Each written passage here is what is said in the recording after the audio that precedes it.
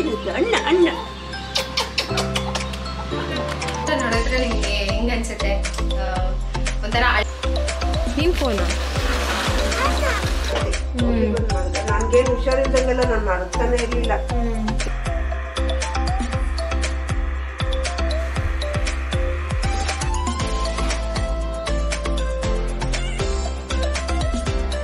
Friends, welcome to Pavitra's beauty blog. ಇವತ್ತಿನ ಬ್ಲಾಗ್ನ ಶುರು ಮಾಡ್ತಾ ಇದ್ದೀನಿ. ಬೆಳಗ್ಗೆ ಪ್ರಗತಿಗೆ ಪನ್ನೀರ್ ಮಾಡಿಕೊಟ್ಟಿದ್ದೆ. ತುಂಬ ದಿನ ಆಗಿತ್ತು ಪನ್ನೀರ್ ರೆಸಿಪೀಸೇ ಮಾಡಿದ್ದಿಲ್ಲ. ಯಾರು ಯಾರು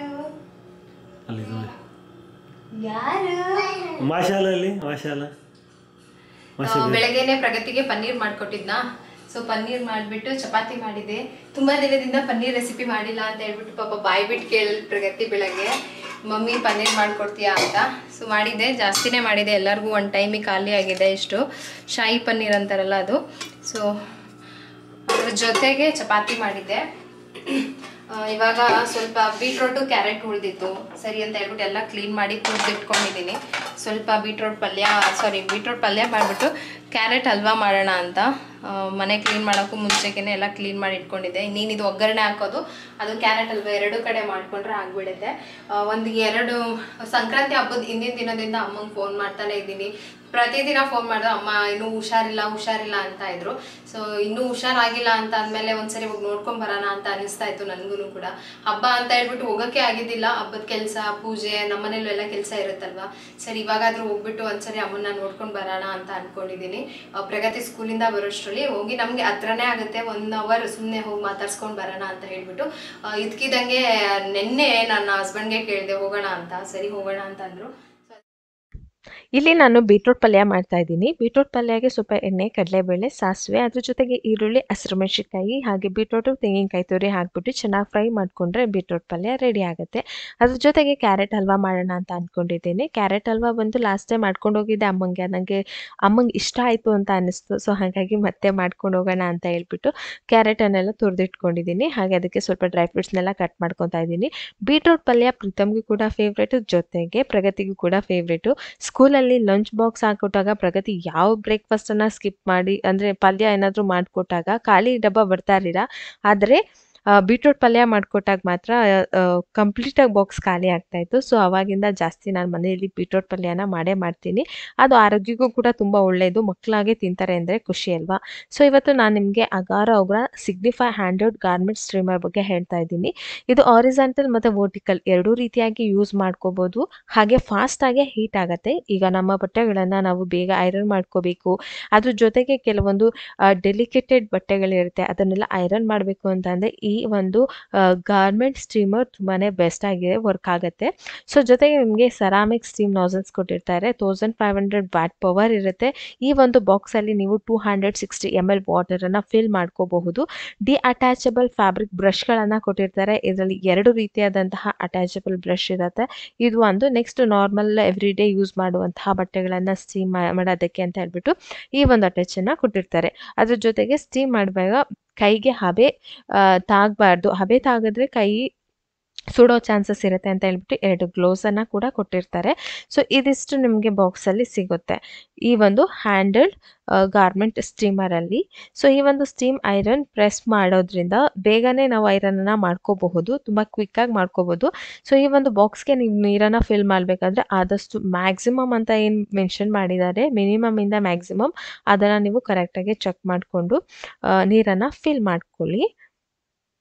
ಈ ಒಂದು 260 ml ವಾಟರ್ ಟ್ಯಾಂಕಿಂದ ನಮಗೆ ಸ್ಟೀಮ್ ಬಂದುಬಿಟ್ಟು 15 ಮಿನಿಟ್ಸ್ವರೆಗೂ ಕಂಟಿನ್ಯೂಸ್ ಆಗಿ ಸ್ಟೀಮ್ ಆಗುತ್ತೆ. ಜೊತೆಗೆ 25 ಗ್ರಾಮ್ ಪರ್ ಮಿನಿಟ್ಸ್ ಅನ್ನೋ ಹಾಗೆ steam and reheat up to just 40 ಸೆಕೆಂಡ್ಸಲ್ಲಿ ಅದು ಸ್ಟೀಮ್ ಆಗ್ತಾನೆ ಇರುತ್ತೆ ಮತ್ತು ರೀಹೀಟ್ ಆಗ್ತಾನೆ ಇರುತ್ತೆ. ಸೊ ಇದರಿಂದ ಬೇಗ ಬಟ್ಟೆ ಕ್ರಿಸ್ಪ್ ಆಗುತ್ತೆ.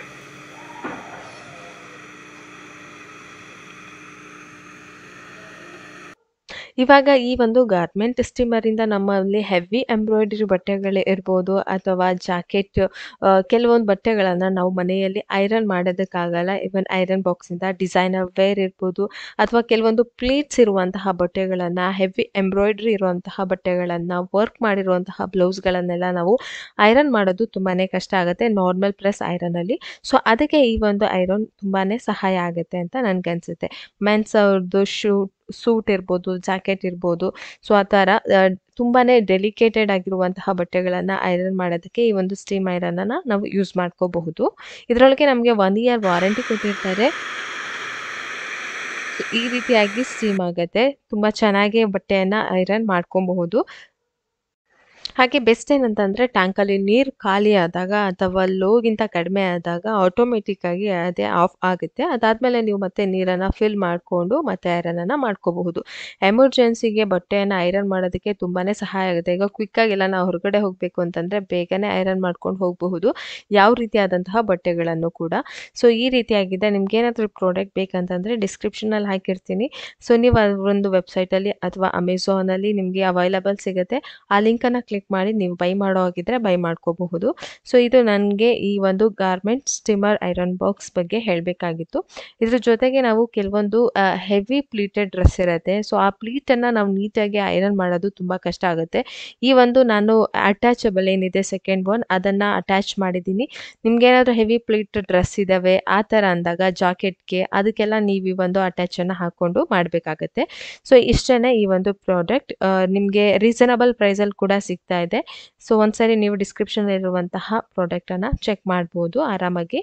ಸೊ ಈ ಒಂದು ಪ್ರಾಡಕ್ಟ್ ಬಗ್ಗೆ ನಿಮ್ಗೆ ಏನು ಅನಿಸ್ತು ಅಂತ ಹೇಳ್ಬಿಟ್ಟು ಕಮೆಂಟಲ್ಲಿ ಕೂಡ ತಿಳಿಸಿ.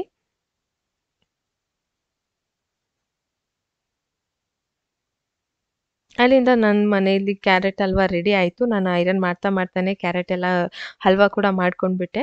ಸೊ ಇಲ್ಲಿ ಹಲ್ವಾ ರೆಡಿ ಆಗಿದೆ. ಇಲ್ಲಿ ಬೀಟ್ರೂಟ್ ಪಲ್ಯ ಕೂಡ ರೆಡಿ ಆಗಿದೆ. ಬೀಟ್ರೂಟ್ ಪಲ್ಯ ತುಂಬಾ ಚೆನ್ನಾಗಿ ಆಯಿತು. ಯಾಕೆಂದರೆ ನ್ಯಾಚುರಲಾಗಿ ಸ್ವೀಟ್ ಆಗಿಬಿಡುತ್ತೆ. ಸೊ ಹಾಗಾಗಿ ಮಕ್ಕಳಿಗೆ ಆಟೋಮೆಟಿಕ್ಕಾಗಿ ಇಷ್ಟ ಆಗುತ್ತೆ.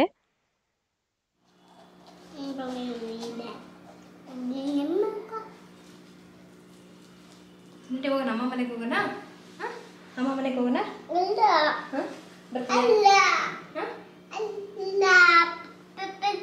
ಎಲ್ಲೋಗೋಣ? ಅಮ್ಮ ಮನೆಗೆ ಹೋಗಂಬ. ಹೋಗೋಣ ರೆಡಿ. ಶೂ ಹಾಕಿದ್ದೀನಿ.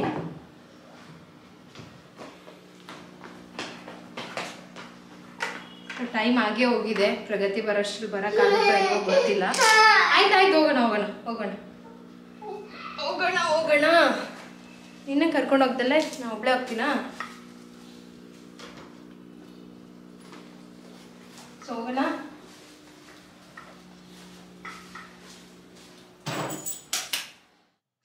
ಆದಷ್ಟು ಇನ್ನು ಸ್ವಲ್ಪ ಬೇಗ ಹೋಗಿ ಬೇಗ ವಾಪಸ್ ಬರಬೇಕು ಅಂತಲೇ ಅಂದ್ಕೊಂಡೆ. ಆದರೆ ಆಗಲೇ ಇಲ್ಲ. ಎಲ್ಲ ರೆಡಿ ಮಾಡಿ ಅಡುಗೆ ಮಾಡಿ ಹೋಗೋಷ್ಟರೊಳಗೆ ತಡ ಆಗೇ ಹೋಯಿತು.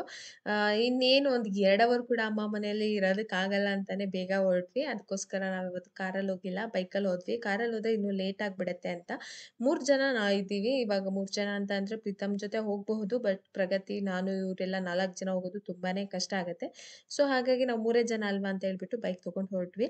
ಅಮ್ಮಂಗೆ ಸ್ವಲ್ಪ ಹಣ್ಣೆಲ್ಲ ತೊಗೊಳ್ಳೋಣ ಅಂತ ಹೇಳ್ಬಿಟ್ಟು ಅಲ್ಲೇ ನಿಲ್ಲಿಸಿದ್ವಿ. BL ಸರ್ಕಲ್ ಹತ್ರ ಹಣ್ಣೆಲ್ಲ ತೊಗೊಂಡ್ವಿ. ಅಮ್ಮಂಗೆ ಆದಷ್ಟು ಈ ನಡುವೆ ತುಂಬಾ ವೀಕ್ ಆಗ್ತಾನೆ ಇದ್ದಾರೆ. ಸುಸ್ತಾಗ್ತಾ ಇದೆ. ಏಜ್ ಆಗ್ತಾ ಅವ್ರಿಗೂ ಕೂಡ ಎನರ್ಜಿ ಕಡಿಮೆ ಆಗ್ತಾ ಇರತ್ತೆ. ಅಪ್ಪ ಹೋದಾಗಿಂದ ಸಿಕ್ಕಾಪಟ್ಟೆ ಯೋಚನೆ ಮಾಡಿದ್ದಾರೆ. ತುಂಬ ವೀಕ್ ಆಗಿಬಿಟ್ಟಿದ್ದಾರೆ. ಅದು ಒಂದು ಸಹಜ ಇದು ಅಂತ ಅಲ್ವಾ. ಇವಾಗ ಜೊತೆಲಿರೋರು ಯಾರೋ ಒಬ್ರನ್ನ ಇಲ್ಲ ಅಂತ ಅಂದಾಗ ಆಲ್ಮೋಸ್ಟ್ ಒಂದು 8-9 ವರ್ಷದಿಂದ ನಮ್ಮಮ್ಮ ತುಂಬಾ ನೊಂದಿದ್ದಾರೆ. ಅದೆಲ್ಲ ಇವಾಗ ಏನಾಗ್ತಾ ಇದೆ ಅಂದರೆ ಏಜ್ ಆಗ್ತಾ ಎಫೆಕ್ಟ್ ಆಗ್ತಾ ಇದೆ. ಬಟ್ ಅವ್ರಿಗೆ ಅರ್ಥ ಆಗ್ತಾ ಇಲ್ಲ. ನಾವು ಕೂಡ ಹೇಳ್ತೀವಿ. ಆದರೆ ನಾವು ಇನ್ನೊಬ್ಬರು ಮನೆ ಅಂತ ಒಂದು ಫ್ಯಾಮಿಲಿ ಅಂತ ಬಂದಮೇಲೆ ಕಂಪ್ಲೀಟಾಗಿ ಅವ್ರನ್ನ ನೋಡ್ಕೊಳಕ್ಕಾಗ್ತಾ ಇಲ್ಲ. ಸೊ ಅದು ಒಂದು ಚಿಂತೆ ನನಗೆ ಯಾವಾಗಲೂ ಇರುತ್ತೆ. ಆದಷ್ಟು ನನ್ನ ಕೈಲಿ ಎಷ್ಟಾಗುತ್ತೋ ಅಷ್ಟನ್ನ ನಮ್ಮಪ್ಪ ಹೋದಾಗಿಂದ ಒಂದು ಪ್ರಾಮಿಸನ್ನು ಮಾಡ್ಕೊಂಡಿದ್ದೀನಿ. ನನಗೆ ನಾನು ಅದನ್ನು ರೀಚ್ ಮಾಡ್ತೀನಿ. ಆ್ಯಕ್ಚುಲಿ ನಾನು ಬರ್ತೀನಿ ಅಂತ ನಮ್ಮ ಅಮ್ಮಂಗೆ ಗೊತ್ತೇ ಇಲ್ಲ. ಸೊ ನಿನ್ನೆ ಫೋನ್ ಮಾಡಿದಾಗ ಹಂಗೆ ಅಂತ ಇದ್ರು, ನಮ್ಮ ಕೋಳಿ ಎಲ್ಲ ಅಲಾರಾಮ್ ಹೊಡಿತಾವೆ ನಮ್ಮ ಅಮ್ಮಂಗೆ ಯಾರೋ ಬಂದರು ನೋಡಿ. ಸೊ ನಮ್ಮಮ್ಮ ಹೆಂಗೆ ರಿಯಾಕ್ಟ್ ಮಾಡ್ತಾರೆ ನೋಡೋಣ.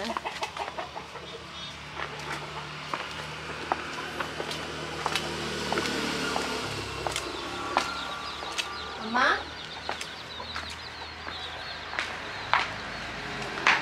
ಅಮ್ಮ ಅಮ್ಮ ಮನೆ ಕರೀದ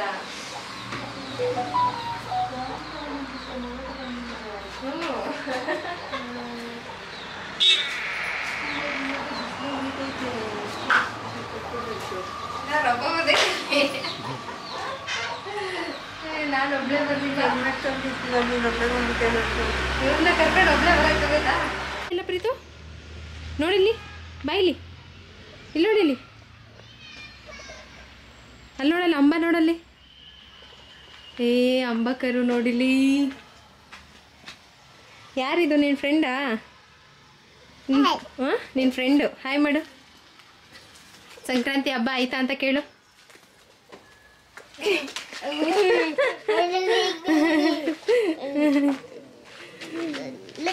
ಕೇಳು ಸಂಕ್ರಾಂತಿ ಹಬ್ಬ ಆಯ್ತಾ ಅಂತ ಕೇಳು ಹಾಂ ಬಟ್ಟೆ ಕಂಡೆಲ್ಲ ರೆಡಿ ಆಗೈತೆ ಅಂಬ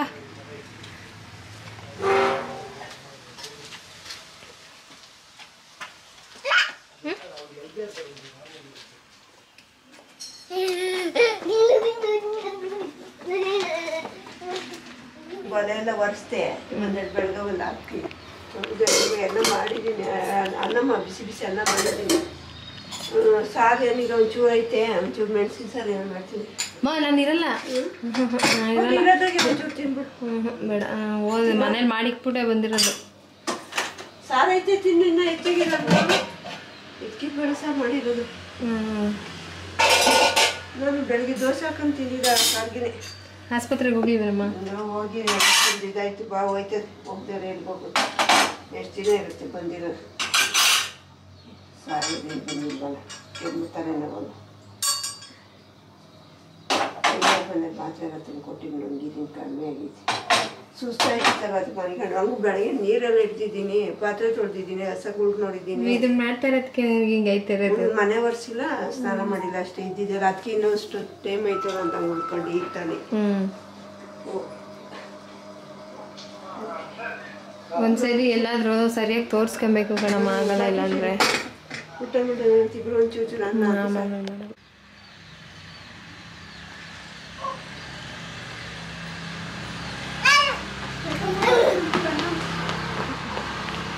ಬರ್ತೀನಿ. ಕುತ್ಕೊತೀನಿ ಮುಖ್ಯತೆ. ನೋಡಲ್ಲಿ ಮೊಟ್ಟೆ ಕಾಮನ್ ತುಳು ಕಾಲು ತುಳ್ದೆ. ಎತ್ಕೋ ಮೊಟ್ಟೆ ಎತ್ಕೋ. ಕಾಕ ಮೊಟ್ಟೆ ಇಲ್ಲ, ಕೋಕ ಮೊಟ್ಟೆ ಇಲ್ಲ ಅಲ್ಲಿ ಇಲ್ಲಿ. ಅವನಿಗೆ ಕಾಣಿಸ್ದೆ. ಏನಿದು ಹೊಡೆದೋಯ್ತು. ಬದ್ರಾಗಿಡ್ಕ ಅವ್ನು ಹಂಗೆ ಹಂಗೆ ಬಿಟ್ಬಿಡ್ತಾನೆ. ತಂಡಿ ಹೊಡೆದಾಕಿದ್ರೆ ನಿಧಾನಕ್ಕೆ ಚೆನ್ನಾಗಿ ಕಾಣುತ್ತಲ್ಲ ದೊಡ್ಡದಾಗಿ. ಹಬ್ಬದಿನ ಹಾಕಿದೆ. ಅಮ್ಮ ಪಾಪ ಇದನ್ನು ನೋಡ್ಕೊಂಡು ಹುಷಾರಾಗಿ ಬೀಜ ಅದನ್ನು ಬಿಚ್ಕೊಂಡು ಹೋದಂಗೆ ಹೋಗ್ಬಿಟ್ಟಾರೆ. ನೋಡಿ ಬಾ ನೋಡ ಎಲ್ಲ ನಾಟಿ ಮೊಟ್ಟೆ. ತುಪ್ಪ ಕಾಯಿಸಿದ್ದೀನಿ ಅಂತ ತಗೊಂಡು. ಅವ್ರಿಗೆ ತುಪ್ಪ ಮೊಟ್ಟೆ ಕೊಡೋದು ಬಿಟ್ಟು ನೀನಾದ್ರೂ ತಿದ್ದಿದ್ರೆ ಕಾಯಿಲೆ ಬರ್ತಿರ್ಲಿಲ್ಲ ಎಲ್ಲ. ಇಷ್ಟದು ಈ ದೊಡ್ಡ ಬಾಟ್ಲು, ಅದಕ್ಕೆ ಬಾಟ್ಲಾಗಿದ್ದು ಚಿಕ್ಕದಾಗ ಬರೋದಕ್ಕೆ ತುಂಬಿಸ್ಬಿಡೋಣ ಅಂತ ಮಾಡಿ ಬಂದೇ ಬಿಟ್ರೆ. ಇವಾಗ ಇಷ್ಟು ಮೊಸರು ಐತಲ್ಲ, ಇನ್ನ ಕಡ್ದಿಲ್ಲ. ಕಡಿಯಲ್ಲ ಇಕ್ಕಿರಿ. ಪ್ರೀತಮ್ ಹಣ್ಣೆಲ್ಲ ಕೊಡು. ಅನ್ನ ಅಲ್ಲಿ ದಾಳಿಂಬ್ರೆ ಹಣ್ಣು ಸುಳ್ಕೊಂಬಂದಿದ್ದೀನಿ ನಾವು. ದಾಳಿಂಬ್ರೆ ಹಣ್ಣು ಬಟ್ಲಲ್ಲಿ ಹಾಕ್ಸ್ಕೋಗ ಅಮ್ಮನ ಕೈ.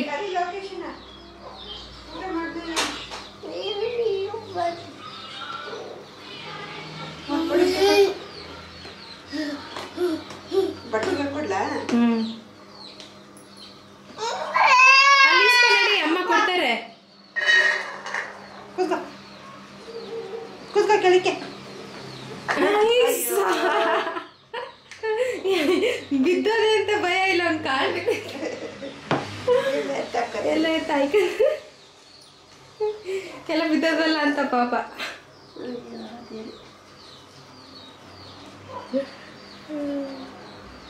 ತೊಳ್ಕೊಂಬತ್ತೀನಿ ಕೊಡು. ಏನಾಗಿ ಅಕ್ಕನ್ ತಿನ್ಬೇಕು ಪ್ರೀತು. ಇಲ್ಲಿ ನೋಡಿ ಮಮ್ಮಿನ. ಪ್ರೀತಮ್ ಅಗಿಬೇಕು, ಅಕ್ಕನ್ ತಿನ್ಬೇಕು. ಇಷ್ಟೊಂದು ಯಾರು ತಿಂತಾರೆ? ಮಂಜನ್ ಕೊಡು. ಅವ್ನಿಗೆ ಎಷ್ಟಿದೆ ಗೊತ್ತಿಲ್ಲ ತಿನ್ನಬೇಕು.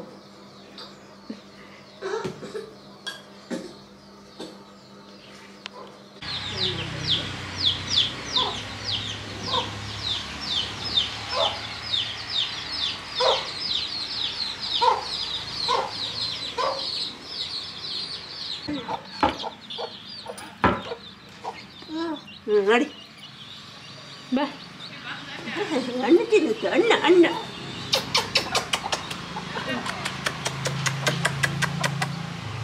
ಹಣ್ಣು ತುಂಬುತ್ತದೆ ಚೆನ್ನಾಗಿ. ಅಂತ ನೋಡಿ ಅನ್ನ ಉಣಿಸ್ತೀನಿ. ಗೊತ್ತಿರೋ ಕುಪ್ಪಕ್ಕಿ ನಡಿಯಪ್ಪ, ಅನ್ನ ಉಣಿಸ್ತೀನಿ ನಾನೇ. ಅಲ್ಲಿ ಮನೇಲಿ ಹಿಂಗೆ ಆಡ್ಸ್ಕೊಂಡು ತಿನ್ಸು ಅಂತ ಇವನಿಂದ ಯಾರು ಓಡಾಡ್ತಾರೆ. ಹಣ್ಣು ತಗೊಂಡ್ವಲ್ವಾ, ಅಲ್ಲಿ ಸೀಬೆಹಣ್ಣು ತಗೊಂಡ್ವಿ. ಇದೇನಂತ ಸೀಬೆಹಣ್ಣು? ತೈವಾನ್ ಅಂತೆ. ನಿಜವಾಗ್ಲೂ ಸೀಬೆ ಹಣ್ಣಿನ ಟೇಸ್ಟ್ ಇಲ್ಲ, ಫುಲ್ಲು ಸಪ್ಪೆ ಸಪ್ಪೆ ಸಪ್ಪೆ. ಆಮೇಲೆ ಬೀಜನೂ ಅಷ್ಟೇ, ಜಾಸ್ತಿ ಬೀಜ ಇರಲ್ಲ ಇದ್ರಲ್ಲಿ ಅನ್ಸುತ್ತೆ. ನಾನು ಯಾವತ್ತೂ ತೊಗೊತಾ ಇರಲಿಲ್ಲ, ಇದ್ರ ಸೈಜ್ ನೋಡ್ಬಿಟ್ಟೆ ನನಗೆ ಗೊತ್ತಾಗಿತ್ತು, ನಾನು ತಗೊತಾ ಇರಲಿಲ್ಲ. ಸರಿ ಒಂದೇ ಒಂದು ಟೇಸ್ಟ್ ಮಾಡೋಣ ಅಂತ ಒಂದೇ ಒಂದು ತೊಗೊಂಡ್ವಿ. ಒಂದು ಸ್ವಲ್ಪನೂ ರುಚಿ ಇರಲ್ಲ ಇದು. ನಮ್ಮ ಗಿಡದಲ್ಲಿ ಬಿಟ್ಟಿದೆ ಸೀಬೆಹಣ್ಣು, ಸಖತ್ತಾಗಿರುತ್ತದು. ಸೀಬೆಹಣ್ಣಿನ ರುಚಿನೇ ಇಲ್ಲ ಇದರಲ್ಲಿ. ನೆಕ್ಸ್ಟ್ ಟೈಮ್ ತಾಳಲ್ಲ. ನಮ್ಮ ಮನೇಲಿ ಒಂದು ಸೂಟ್ ಕೇಸ್ ಇದೆ. ನಮ್ಮ ಪ್ರೀತಮ್ಗೆ ಬೆಡ್ ಮೇಲೆ ಹತ್ತಕ್ಕಾಗಲ್ಲ ಅಂದಾಗೆಲ್ಲ ಆ ಸೂಟ್ ಕೇಸ್ನ ಜರ್ಗಿಸಿ ಅದ್ರ ಮೇಲೆ ಕಾಲಿಟ್ಟು ಆಮೇಲೆ ಹತ್ತಾನೆ. ಇದನ್ನು ಚಿಕ್ಕ ಹುಡುಗರಿಂದ ಚೆನ್ನಾಗಿ ನೆನ್ಪಿಟ್ಟು ಮನೆಗೆ ಬಂದ ತಕ್ಷಣ ರೂಮಿಗೆ ಬಂದು ಬೆಡ್ ಕೆಳಗಡೆ ಇರೋ ಸೂಟ್ ಕೇಸ್ ಆಚೆ ತೆಗೆದು ಅದ್ರ ಮೇಲೆ ಕಾಲಿಟ್ಟು ಹತ್ತೋದು. ಕರೆಂಟ್ ಎಲ್ಲ ಮುಟ್ಬಾರ್ದು ಮಕ್ಕಳು. ಹಾಂ, ಮಾಮ ಅನ್ನೋ ಪ್ರೀತು, ಮಾಮ ಅನ್ನೋ.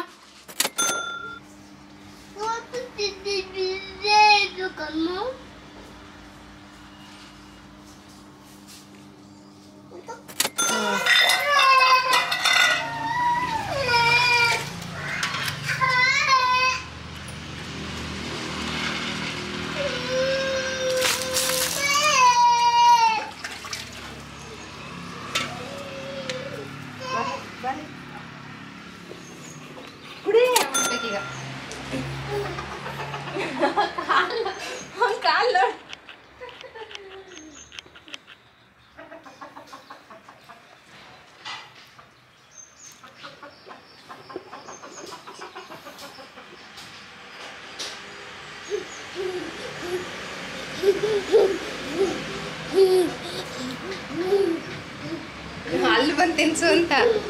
ಅವಾಗ ರೂಢಿ ಆಗ್ಬಿಟ್ಟಿದೆ ಹಿಂಗೆ ಓಡಾಡ್ಕೊಂಡು ಊಟ ಮಾಡಿ. ನಿಧಾನ ನಿಧಾನ. ಈ ಗೇಟ್ ಹತ್ರ ಒಂದು ತುತ್ತು ತಿಂದರೆ ನೆಕ್ಸ್ಟ್ ಇನ್ನು ಮನೆಯಿಂದ ಅಲ್ಲೋಡೋಗಿ ಅಲ್ಲಿ ಎಂಡಲ್ಲಿ ನಿಂತ್ಕೊಂಡು ಅಲ್ಲೊಂದು ತುತ್ತು, ಅಲ್ಲಾದ್ಮೇಲೆ ಮತ್ತೆ ಓಡ್ ಬಂದು ಈ ಗೇಟ್ ಎಂಡಲ್ಲಿ ಒಂದು ತುತ್ತು. ಹಿಂಗೆ ಊಟ ಮಾಡಿ ಮಾಡಿ ಅಭ್ಯಾಸ ಆಗಿಬಿಟ್ಟಿದೆ. ಸೊ ಇಲ್ಲಿಗೆ ಬಂದ ತಕ್ಷಣ ಮತ್ತೆ ಅದನ್ನೇ ಕೇಳ್ತಾ ಇದ್ದೇನೆ. ನಮ್ಮ ಮನೆಯಲ್ಲೂ ಕೂಡ ಅದನ್ನೇ, ನಾವು ಓಡೋಗ್ತೀನಿ ನಂಗೆ ಓಡ್ ಬಂದು ಊಟ ಮಾಡಿಸ್ರಿ ಅಂತ. ತಾಳ್ಮೆಯಿಂದ ಇದ್ದರೆ ತಿನ್ನಿಸ್ಬೋದು. ಮುಟ್ಟಿ ಮುಟ್ಟಿ ಹಿಂಗೆ ಮಾಡಿಸಿದ್ರೆ ಮಕ್ಕಳು ಊಟ ಚೆನ್ನಾಗಿ ಮಾಡ್ತಾರೆ. ಅವ್ರಿಗೆ ಒಂಥರ ಖುಷಿ ಅನಿಸುತ್ತೆ.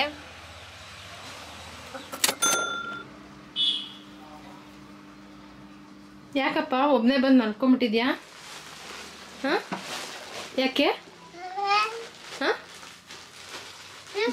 ಯಾಕೆ?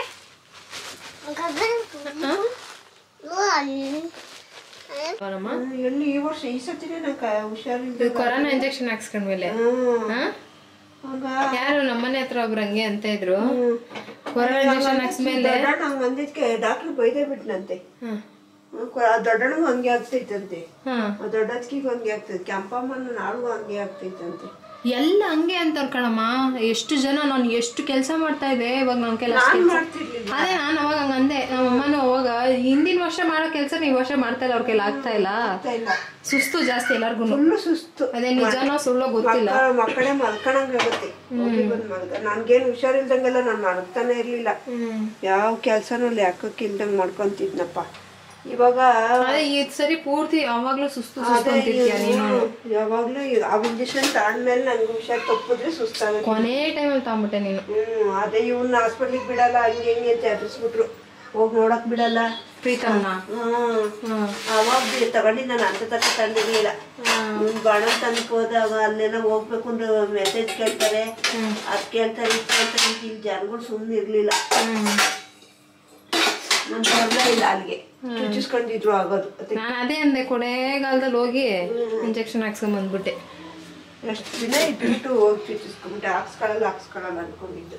ನನಗೆ ಇವತ್ತು ಒಬ್ರು ಅಂದ್ರು, ಅದಕ್ಕೆ ನೀನು ಯಾವಾಗಲೂ ಸುಸ್ತು ಅಂತಿದ್ದಲ್ಲ. ನಾನು ಅಮ್ಮನ ಯಾಕೋ ಇಂಜೆಕ್ಷನ್ ಹಾಕ್ಸ್ಕೊಂಡಾಗಿಂದ ಸುಸ್ತು, ಯಾವಾಗಲೂ ಕೆಲಸ ಮಾಡೋಕ್ಕಾಗಲ್ಲ. ಅದರಿಂದ ನನಗೇನು ಆರಾಮಾಗಿದ್ದಪ್ಪ. ಏನಾದ್ರು ಅರ್ಥ ಆಗತ್ತೆ ಕಣಮ್ಮ. ಈ ಕೆಲಸ ಮಾಡು ಅಂದರೆ ಅದು ಕರೆಕ್ಟಾಗಿ ಮಾಡ್ತಾನೆ ನೋಡು. ಹಾಂ, ಒಂದಾಗಿ ತೋರಿಸಿದ್ಕೆ ಎಲ್ಲ ಆಗ್ತಾವೆ ನೋಡಿ ಇಷ್ಟು ನೀಟಾಗಿ. ದೇವ್ರ ಮನೆಯಿಂದ ಇದನ್ನೇ ಎತ್ಕೊಂಬಂದೆ ನೀನು. ಹಾಕು, ಎಲ್ಲ ಹಾಕ್ಬಿಡ್ತು ಕಣಮ್ಮ. ನೋಡಿ ಬೆಂಕಿ ಪಟ್ಟಣ ಹಾಕಿ ಎಲ್ಲ ಚೆಲ್ಬಿಟ್ಟಿದ್ದ. ನಮ್ಮಮ್ಮ ಒಂದೇ ಒಂದು ಹಾಕ್ಬಿಟ್ಟು ಈ ಥರ ಹಾಕಪ್ಪ ಅಂದಿದ್ದು. ಅಮ್ಮ ಮತ್ತೆ ಹಾಕಪ್ಪ, ಇದ್ರೊಳಗಡೆ ಹಾಕು ಮಗ, ಹಿಂಗೆ ಹಿಂಗೆ ಹಾಕು, ಇದ್ರೊಳಗಡೆ ಹಿಂಗೆ ಹಾಕು, ಎಲ್ಲ ಎತ್ಕೊಂಡು ಹಾಕು. ಇದೇ ಕೆಲಸ ಮಾಡು ಸಾಯಂಕಾಲ ತನಕ. ಅದರಲ್ಲಲ್ಲ, ಇಲ್ಲಿ ಇಲ್ಲಿ ಇಲ್ಲಿ ಹಾಕ್ಬೇಕು, ಇಲ್ಲಿ ಇದ್ರಲ್ಲಿ ಹಾಕಬೇಕು. ಹಿಂಗೆ ಹಾಕು. ಗುಡ್ ಬಾಯ್. ಹೇಳಿದ ಮಾತೆಲ್ಲ ಅರ್ಥ ಆಗತ್ತೆ. ಸೂಪರ್. ಮಾಮ ಅನ್ನು ಪ್ರೀತು, ಇಲ್ಲಿ ಮಾಮ. ಪ್ರೀತಮ್ ಕೆಲಸ ಮಾಡ್ಬೇಕಾದ್ರೆ ಫುಲ್ ಸೀರಿಯಸ್ ಫೇಸು,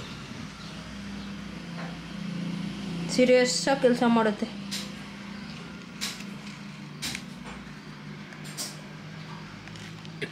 ಹಾಂ, ನಮ್ಮ ಅಪ್ಪನ ನೋಡಿದ್ರೊಳಗೆ ಸ್ವಲ್ಪ ನನ್ನ ತಮ್ಮನ ನೋಡ್ದಂಗೆ ಆಗತ್ತೆ. ಹಳೆ ಕಾಲದ ಹೀರೋ ಥರ ನಮ್ಮ ಅಪ್ಪನ ಕರ್ಲಿ ಹೇರ್ಸಿದ್ದಿದ್ದು, ಫುಲ್ಲು ಗುಂಗುರು ಕೂದಲಿತ್ತು ನಮ್ಮಪ್ಪ. ಹೆಂಗಿದ್ದಾರೆ ಹೇಳಿ? ಸೇಮ್ ನೋಡೋದಕ್ಕೆ ಅವಳೆ. ನಮ್ಮ ಅಪ್ಪನ ಹೆಸರು ಕೃಷ್ಣಮೂರ್ತಿ ಅಂತ. ಪ್ರೀತಮ್ಗೆ ಕೃಷ್ಣಂದು ಫೋಟೋ ತಂದು ಇಟ್ಟಿದ್ದೀನಿ ನೋಡಿ, ಇಲ್ಲಿದೆ. ಪ್ರೀತಮ್ಗೆ ಕೃಷ್ಣಂದು ಮೇಕಪ್ ಮಾಡಿದ್ನಲ್ಲ, ಅವತ್ತು ನಮ್ಮ ಅಪ್ಪನ ಹೆಸರು ಹೇಳ್ಕೊಂಡೆ ನಾನು ಮೇಕಪ್ ಮಾಡಿದ್ದು. ಕೃಷ್ಣ ಕೃಷ್ಣ, ಕೃಷ್ಣಪ್ಪ, ಕೃಷ್ಣ ಅಂತ. ಇಲ್ಲೊಂದು ಕೃಷ್ಣ, ಇಲ್ಲೊಂದು ಕೃಷ್ಣ, ಟೋಟಲ್ ಇಬ್ರು ಕೃಷ್ಣ ಇದ್ದಾರೆ ಇಲ್ಲಿ. ಇನ್ನೊಂಚೂರು ನಾನು ಈ ಸೈಜ್ ಮಾಡಿಸ್ಬಿಟ್ಟಿದ್ರೆ ಟ್ವಿನ್ಸ್ ಥರನೇ ಕಾಣಿಸುತ್ತೆ. ನಾನು ಸೈಜ್ ಗೊತ್ತಾಗಲಿಲ್ಲ, ಅಂದಾಜು ಮೇಲೆ ಮಾಡಿಸ್ದೆ. ನೋಡಿದ್ರೆ ಸ್ವಲ್ಪ ದೊಡ್ಡದಾಯಿತು, ಇದೊಂಚೂರು ಇದಾಗಿದೆ. ಇವನು ಅನೀಶ್ ಸ್ವಲ್ಪ ದೊಡ್ಡವನಿದ್ದ. ಪ್ರೀತಮ್ ಇನ್ನೂ ಚಿಕ್ಕವನಿದ್ದ. ಸೊ ಇಬ್ರಿಗೂ ಅನೀಶ್ ಹತ್ರ ಇದೆ ನೋಡಿದ್ದು $20 ಅವತ್ತು ಹಾಕಿಲ್ಲ ನಾನು ಪ್ರೀತಮ್ಗೆ. ಹಾಕಿದ್ರೆ ಸೇಮ್ ಒಂದೇ ಥರ ಆಗಿರೋದು. ಇಲ್ಲಿ ಇದೆ ನಮ್ಮ ಮದುವೆ ಫೋಟೋ, ನಮ್ಮಮ್ಮ, ನಮ್ಮಪ್ಪ, ಇದು ನಾನು, ನಮ್ಮ ಮದುವೆ ಫೋಟೋ. ಸೊ ತೋರಿಸಿದ್ದೆ ಅನ್ಸುತ್ತೆ ಯಾವಾಗಾದ್ರೂ. ಇದು ಒಂದೇ ಒಂದು ಫೋಟೋ ಮಾತ್ರ ಅಮ್ಮ ಮಡಿಕೊಂಡವ್ರೆ. ಈ ಊರು ಬಂದು ನಮ್ಮ ಅಮ್ಮ ಅಪ್ಪ ಅಲ್ವೇ ನಮ್ಮ ಇವ್ರು, ನಮ್ಮ ಅಪ್ಪವರ ಅಪ್ಪ, ನಮಗೆ ತಾತ ಆಗಬೇಕು. ನಾವು ನೋಡಿದಾಗ ಹಿಂಗಿರ್ಲಿವಲ್ಲಮ್ಮ, ದಪ್ಪ ಇದ್ರು. ಇದ್ರಲ್ಲಿ ಸಣ್ಣವರಲ್ಲ, ಹುಡುಗನಲ್ಲಿ ಸಣ್ಣವ್ರೆ ಅನ್ಸುತ್ತೆ. ನಾವು ಚಿಕ್ಕವರಲ್ಲಿ ನೋಡಿದಾಗ ನಮ್ಮ ತಾತ ಸ್ವಲ್ಪ ಗುಂಡ್ಗೆ ಕೂದಲೇನೂ ಇರಲಿಲ್ಲ, ಎಲ್ಲ ಹೋಗ್ಬಿಟ್ಟಿತ್ತು. ನಮ್ಮ ಅಪ್ಪನಿಗೂ ಅಷ್ಟೇ, ಆಲ್ಮೋಸ್ಟ್ ಈ ಸೈಡೆಲ್ಲ ಹೋಗಿತ್ತು. ಅಂದರೆ ಅವ್ರದ್ದು ಜೆನೆಟಿಕ್ಕಿಂದ ಬಂದಿರೋದು. ನಾನು ಯಾಕೆ ಅಮ್ಮಂಗೆ ಹೇಳ್ದಲೇ ಹೋದೆ ಅಂತಂದರೆ, ಹೇಳ್ಬಿಟ್ಟು ಹೋದರೆ ಅವ್ರಿಗೆ ಹುಷಾರಿದೆ, ಸುಸ್ತು, ಟಯರ್ಡು, ರೆಸ್ಟ್ ಮಾಡಬೇಕು, ಏನೂ ನೋಡೋದಿಲ್ಲ. ಬಂದುಬಿಡ್ತಾರೆ, ಏನಾದರೂ ಮಾಡಿಬಿಡೋಣ, ಎಲ್ಲನೂ ಕ್ಲೀನ್ ಮಾಡಿಬಿಡೋಣ, ಹಾಗೆ ಹಿಂಗೆ. ಅಳಿಯ ಬರ್ತಾರೆ ಅಂತಂದರೆ ಗೊತ್ತಿರುತ್ತಲ್ವ ಅಮ್ಮದೇರು ಏನು ಮಾಡ್ತಾರೆ ಅಂತ. ಸೊ ಅದಕ್ಕೋಸ್ಕರ ನಾನು ಹೇಳ್ದಲೇ ಹೋದೆ. ಆದ್ರೂ ಕೂಡ ಅಮ್ಮ ಆಮ್ಲೆಟ್ ಮಾಡಿಕೊಟ್ರು, ಊಟಕ್ಕೆಲ್ಲ ರೆಡಿ ಮಾಡಿಕೊಟ್ರು, ಮಜ್ಜಿಗೆ ಕಡ್ದು ಕೊಟ್ಟರು.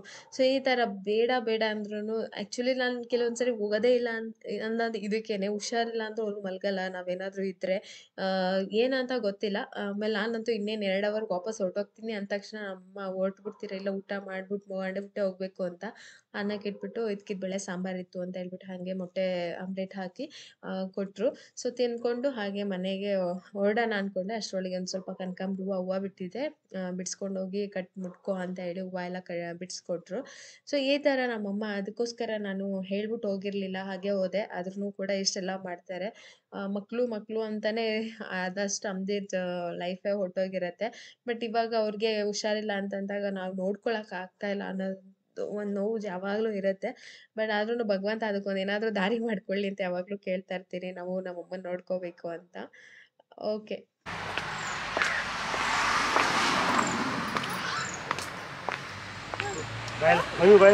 ಅಮ್ಮಂಗೆ ಬಾಯ್ ಹೇಳಿ. ಆ ಕಡೆ ಸಿಕ್ಸು.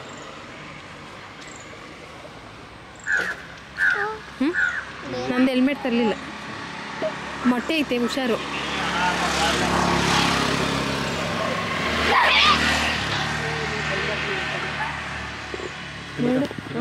ಏನು ಇಲ್ಲಿ ಪ್ರೀತು. ಸೊ ಈ ಬುಲೆಟ್ ಹಿಂದೆ ಒಂದು ದೊಡ್ಡ ಕಥೆನೇ ಇದೆ. ಆ ಕತೆ ಇವರೇ ಹೇಳ್ಬೇಕು.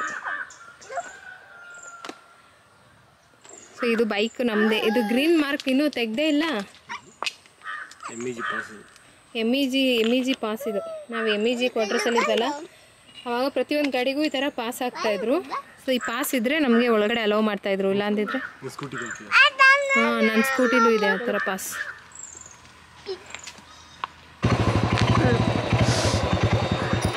ಹುಷಾರು ಕಣಮ್ಮ.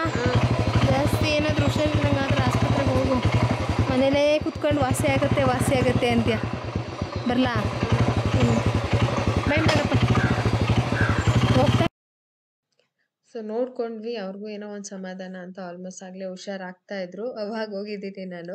ಏನು ಮಾಡೋದು, ಹಬ್ಬ ಅಲ್ವಾ, ಎಲ್ಲ ಬಿಟ್ಬಿಟ್ಟು ಹೋಗೋಕ್ಕಾಗಲ್ಲ. ಮಕ್ಕಳು ಸ್ಕೂಲ್ ಇರುತ್ತೆ, ಇಬ್ಬರೂ ನೋಡ್ಕೋಬೇಕು, ನಮಗೂ ಸಮಯ ಸಿಗಬೇಕು, ಅವರು ಕೆಲಸ ಮಾಡ್ತಾ ಇರ್ತಾರೆ. ನಾನು ಅವಾಗ ಪ್ರಗತಿ ಒಬ್ಬಳೇ ಇದ್ದಾಗ ನಾನೇನು ಯಾರನ್ನೂ ಕೇಳ್ತಾ ಇರಲಿಲ್ಲ, ವೆಯ್ಟ್ ಮಾಡ್ತಾ ಇರಲಿಲ್ಲ, ಬಂದ್ಬಿಡ್ತಾ ಇದ್ದೆ. ನಂಗೆ ಬೇಕು ಅಂದರೆ ಸಾಕು, ನನ್ನ ಪಾಡಿಗೆ ನಾನು ಬಂದ್ಬಿಡ್ತಾ ಇದ್ದೆ. ಹಾಗೆ ಇದು ಯಶವಂತಪುರ ಹತ್ರ ಏನು ಗೊರಗುಂಟೆಪಾಳ್ಯ ಫ್ಲೈಓವರ್ ಇದು. ಸೊ ಅದು ಫುಲ್ಲು ಏನು ರಿಪೇರ್ ಕೆಲಸ ಅಂತ ಹೇಳ್ಬಿಟ್ಟು ಫ್ಲೈಓವರ್ ಬಂದ್ ಮಾಡಿದ್ರು. ಅದು ಬಂದ್ ಮಾಡಿದ್ದಕ್ಕೆ ಫುಲ್ಲು ಟ್ರಾಫಿಕ್ ಇತ್ತು. ನಮ್ಗೆ ಗೊತ್ತಿಲ್ದಲ್ಲೇ ಈ ಸೈಡ್ ಬಂದ್ಬಿಟ್ವಿ. ಸೊ ಅದಾದ್ಮೇಲೆ 8ನೇ ಮೇಲಿಂದ ಒಳಗಡೆ ಹೋಗ್ಬಿಟ್ಟು ಹಾಗೆ ನಾವು ಹೋದ್ವಿ. ಇಲ್ಲಾಂದರೆ ಸಿಕ್ಕಾಪಟ್ಟೆ ಟ್ರಾಫಿಕ್ ಆಗ್ತಾ ಇರಲಿಲ್ಲ ಹೋಗೋದಕ್ಕೆ ಅಂತ ಅನಿಸ್ತು. ಸಿಕ್ಕಾಪಟ್ಟೆ ಫ್ಲೈಓವರ್ ಇಲ್ಲ ಅಂತ ಅಂದರೆ ನಿಜವಾಗ್ಲೂ ರೆಗ್ಯುಲರ್ ಆಗಿ ಯಾರು ಓಡಾಡೋಕ್ಕಾಗಲ್ಲ ಅನಿಸ್ಬಿಡ್ತು ನನಗೆ. ಅಲ್ಲಿ ಸದ್ಯ ನೋಡಿ ಅಷ್ಟು ಟ್ರಾಫಿಕ್ ಆಗಿತ್ತು. ಒಂದು ಜಸ್ಟ್ ಏನೋ ಕೆಲಸದ ಮೇಲೆ ಫ್ಲೈಓವರ್ ಕ್ಲೋಸ್ ಮಾಡಿದ್ದಕ್ಕೆ. ಅಲ್ಲೇ ನನಗೆ ಸ್ವಲ್ಪ ಜೋಳ ಸಿಕ್ತು, ತೊಗೊಂಡು ಹೊರಟ್ವಿ. ಈ ಥರ ಇವತ್ತಿನ ದಿನ ಇತ್ತು. ಹೋಗಿ ಏನೋ ಒಂದು ಸಮಾಧಾನ ಆಯಿತು. ಯಾಕೆ ಅಂತಂದರೆ ವಾಯ್ಸ್ ಕೇಳಿಸ್ಕೊಂಡಾಗೆಲ್ಲ ತುಂಬಾ ಬೇಜಾರಾಗ್ತಾ ಇತ್ತು. ಅಮ್ಮಂಗೆ ತುಂಬ ಸುಸ್ತಾಗಿ ಮಾತಾಡ್ತಾ ಇದ್ರು, ಮಲಗಿದ್ರು. ತುಂಬ ನೋವಾದಾಗ ಹತ್ತು ಬಿಡ್ತಾರೆ ಹುಷಾರಿಲ್ಲ ಅಂತ. ಸೊ ಆ ಟೈಮಲ್ಲಿ ನಮ್ಮನ್ನು ಯಾರನ್ನಾದ್ರೂ ನೋಡಿದ್ರೆ ಅವ್ರಿಗೂ ಕೂಡ ಒಂದು ಸಮಾಧಾನ ಇರುತ್ತಲ್ವ. ಸೊ ಹಾಗಾಗಿ ಟೈಮ್ ಸಿಕ್ತಾಗೆಲ್ಲ ನಾವು ಹೋಗ್ತೀವಿ. ಬಟ್ ಹಾಗೆ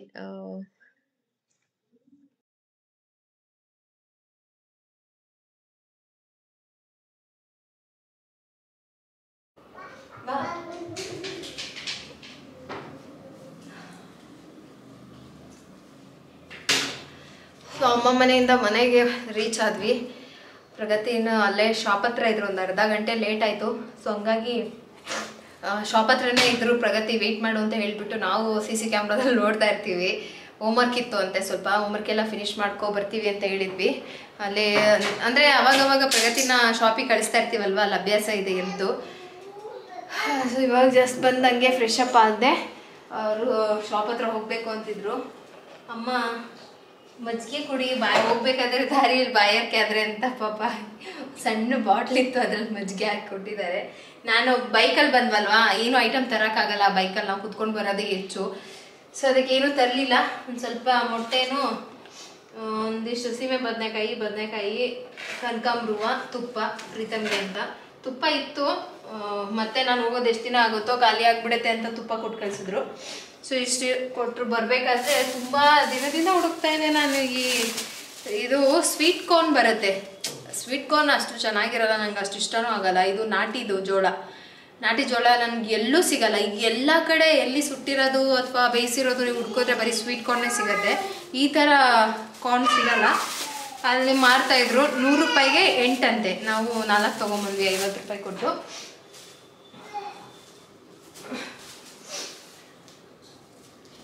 ಅದನ್ನು ಬೇಯಿಸ್ಬಿಟ್ಟು ಒಂದು ಲೋಟ ಟೀ ಮಾಡಿ ಕೊಡ್ತೀನಿ. ಪ್ರಗತಿಗೆ ಮನೆ ಹತ್ರ ಬರೋಕ್ಕಾಗಿಲ್ಲ ಇವತ್ತು. ನಾವು ಕೀ ಕೊಟ್ಟು ಹೋಗಿರಲಿಲ್ಲ, ಮರ್ತ್ಬಿಟ್ಟು ಹೋಗ್ಬಿಟ್ಟಿದ್ದು. ಇಲ್ಲಾಂದಿದ್ರೆ ಮನೇಲಿ ಬಂದು ಇಷ್ಟೊತ್ತಿಗೆ ಫ್ರೆಶ್ ಅಪ್ ಆಗಿರೋರು. ಜಾಸ್ತಿ ಲೇಟ್ ಏನಾಗಿಲ್ಲ, ಬೇಗ ಬಂದ್ವಿ. ಮಾಡಿರೋದೆಲ್ಲ ಅಡುಗೆ ಇಲ್ಲೇ ಉಳಿದ್ಬಿಟ್ಟಿದೆ ಇವತ್ತು. ಲೈಟ್ ಹಾಕ್ತೀನಿ ಹಂಗೆ.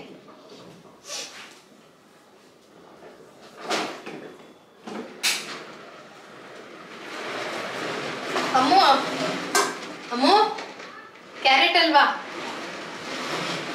ನನ್ನ ಮಗಳಿಗೆ ಸ್ವೀಟ್ ಅಂದರೆ ಸಿಕ್ಕಾಬಿಟ್ಟು ಇಷ್ಟ. ಇದನ್ನು ಬೇಯಿಸ್ಬಿಟ್ಟು ಒಂದು ಲೋಟ ಟೀ ಏನಾದರೂ ಮಾಡಿಕೊಂಡು ಕುಡಿಬೇಕು. ತುಂಬ ದಿನ ಆಗಿತ್ತು ನಾನು ಈ ಕಾರ್ನ್ ಹಾಕಿ. ಏನು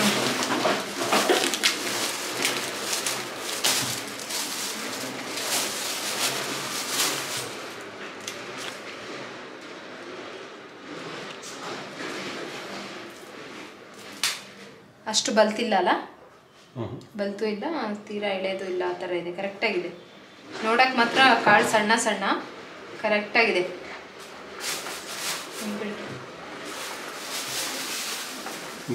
ಸೈಕಲ್ ತಗೊಂಡು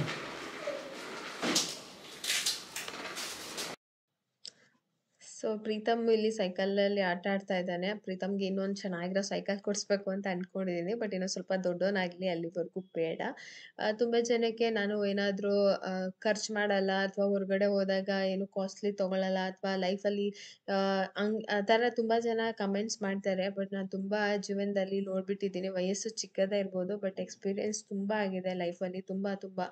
ಸೊ ಅದೆಲ್ಲ ನನಗೆ ಒಂದೊಂದು ಎಕ್ಸ್ಪೀರಿಯೆನ್ಸು ಒಂದೊಂದು ಪಾಠನ ಕಲಿಸಿದೆ. ತುಂಬ ಜನ ಹೇಳ್ತೀರಾ, ತುಂಬ ಚೆನ್ನಾಗಿ ಮೋಟಿವೇಟ್ ಮಾಡ್ತೀರಾ, ತುಂಬ ಚೆನ್ನಾಗಿ ಮಾತಾಡ್ತೀರಾ ಅಂತ. ಸೊ ಅಷ್ಟು ಮಾತುಗಳು ಸುಮ್ಮನೆ ಬರಲ್ಲ, ಪ್ರತಿಯೊಂದು ಅನುಭವದಿಂದನೇ ಬಂದಿರತ್ತೆ. ಎಲ್ಲ ವಿಚಾರಗಳನ್ನ ಸೂಕ್ಷ್ಮವಾಗಿ ಅರ್ಥ ಮಾಡ್ಕೊಳ್ಳೋ ಅಷ್ಟು ದೇವರು ಕೊಟ್ಟಿರೋದು.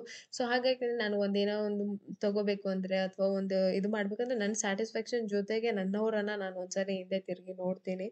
ಸೊ ಇವರಿಗೆ ನನ್ನಿಂದ ಏನಾದರೂ ಸಹಾಯ ಆಗಬಹುದಾ ಅನ್ನೋ ಥರ. ನನಗೇನಿಲ್ಲ, ನನಗೆ ಹೆಂಗಿದ್ರು ಖುಷಿನೇ, ನಾನು ಹೆಂಗಿದ್ರು ಚೆನ್ನಾಗಿರ್ತೀನಿ. ಚಿಕ್ಕ ಹುಡುಗಿನಲ್ಲಿ ನಾನು ಸ್ವೆಟರ್ ಹಾಕೊಂಡ್ರೂ ಸ್ಟೈಲ್ ಮಾಡ್ತಾಳೆ ಅಂತ ಇದ್ರು. ಸೊ ಆ ಥರ ನಾನು ಹಿಂಗಿದ್ರು ನಾನು ನಾರ್ಮಲಾಗಿ ಸಣ್ಣ ಖರ್ಚು ಮಾಡಿದ್ರೂ ದುಬಾರಿ ಥರ ಜೀವನ ಆ ಥರ ಖುಷಿ ನನಗೆ.